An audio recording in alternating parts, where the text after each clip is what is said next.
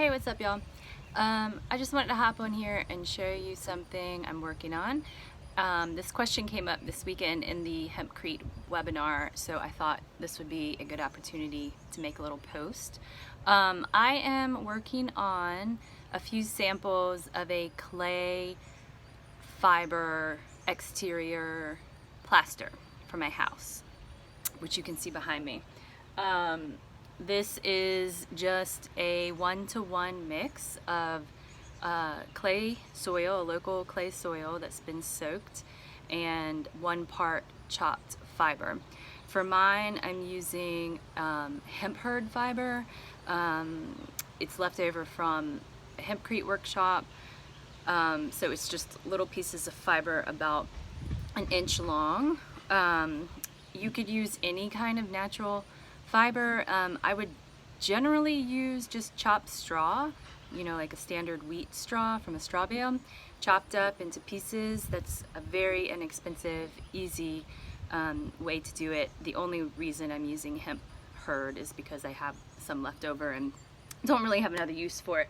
So, and I have found that it makes a really strong plaster when coupled with soaked clay.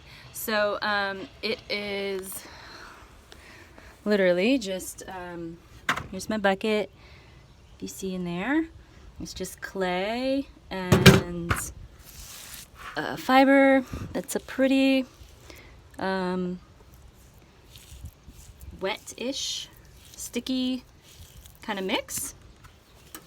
And then I'm just taking handfuls of it and throwing it up against the wall in sections, and then using this wood float to come along and just float it out as it's curing. You can see up there, I just applied that where it's wet. This is a couple days old and is dry. This was the first sample I did, and you can see the cracks that told me that I needed more fiber. That was like a 2-to-1 mix.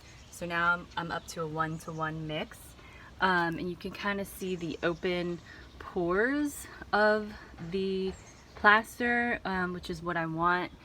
So I'm using a wood float instead of a steel trowel to close it off, and I'm going to end up lime washing it to finish it out. So I want all those open pores so that that lime wash will just suck into it, and that lime will help create another layer of protection.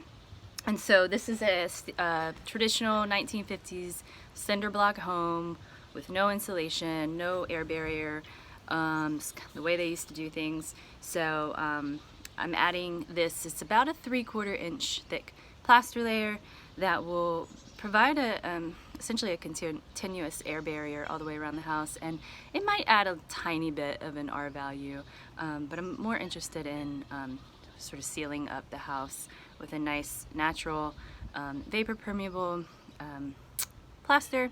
And I know you guys are wondering, won't it fall off the house, and won't bugs get into it? So good questions, but no. If it's done right, if you compress it well, if you have a really good mix, this stuff dries.